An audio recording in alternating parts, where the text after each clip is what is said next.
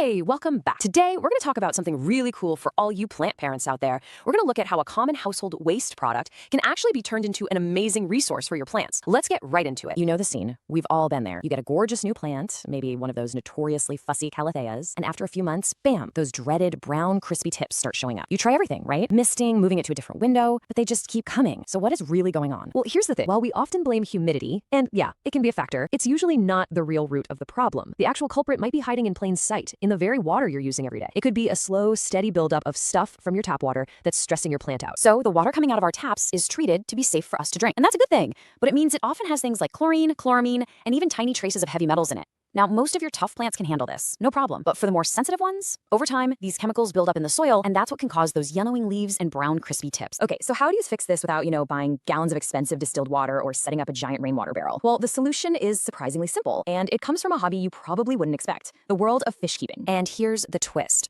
We're not talking about using the dirty water from the fish tank, not yet anyway. We're actually talking about that little bottle of magic that aquarium hobbyists use to make tap water safe for their fish in the first place. It's a water conditioner. This really lays it all out, doesn't it? On one side, you've got your standard tap water with all those chemicals we just talked about, but add just a drop of water conditioner and it instantly neutralizes the chlorine and chloramine and detoxifies the heavy metals. It makes the water so much safer for delicate life, whether that life has fins or leaves. And using it is incredibly easy. All you need is a bottle of aquarium water conditioner. The dosage is tiny. I'm talking literally less than a single drop for a liter of water. That means one small bottle is going to last you forever. You just add a drop to your watering can, fill it up, give it a quick mix, let it hang out for about half an hour, and you're good to go. Okay, so that's the secret hack for clean water. But we're about the actual used water from a fish tank. Now we get to talk about using it as a natural, super gentle fertilizer that a lot of gardeners absolutely swear by. Let's explore that. The science behind why this works is all about something called the nitrogen cycle. Think of it like a little power plant in the fish tank. So fish produce waste, which is ammonia. Then beneficial bacteria in the tank convert that ammonia into nitrites. And then another set of bacteria converts those into nitrates. And it's those nitrates that plants can slurp right up as a fantastic source of nitrogen. So what are your plants actually getting from this dirty water? Well, it's packed with good stuff. You've got nitrogen, which is great for leafy growth.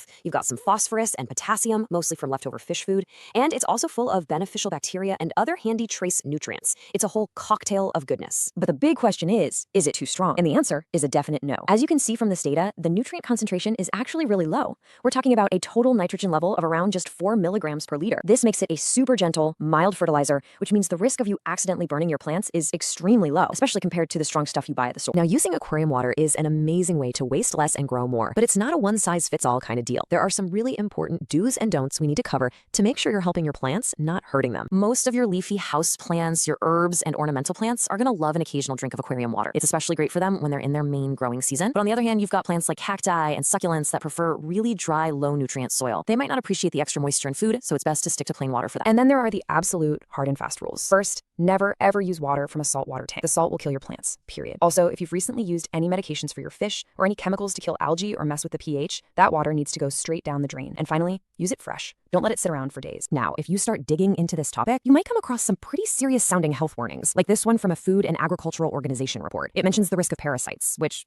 sounds pretty alarming. So it's really important that we understand the context here. And here is the key distinction. That warning is specifically about large-scale industrial aquaculture systems. We're talking about massive operations, often in other parts of the world, that sometimes use actual human or animal sewage to feed the system. So let me be perfectly clear. Your home aquarium with your pet fish that you feed commercial fish food is not the same thing. It's a completely different world. The serious risks they talk about in those reports just don't apply to a home gardener using water from their pet's tank. For you, the risk is extremely low. Okay, so with that really important safety point out of the way, let's pull all this together into a simple, practical guide for using this amazing resource you have sitting right in your home. Here's the plan. Grab water from a regular water change on your freshwater tank. Make sure you pour it directly onto the soil at the base of the plant. You don't want it sitting on the leaves. Think of it as a gentle little vitamin boost, not something you use for every single watering. And like we said, use it fresh right away. The beautiful thing about this whole process is that it's not about some shocking overnight change. It's a quiet, slow, and steady benefit. Your plants get this consistent, mild dose of nutrients, and you get to take part in this tiny, sustainable cycle right in your own house. You're literally wasting less and growing more. It really makes you think, doesn't it? If the water from a simple fish tank has this much potential, what other things are we throwing away that might just be valuable resources in disguise? It's a pretty cool question to chew on. Thanks for tuning in.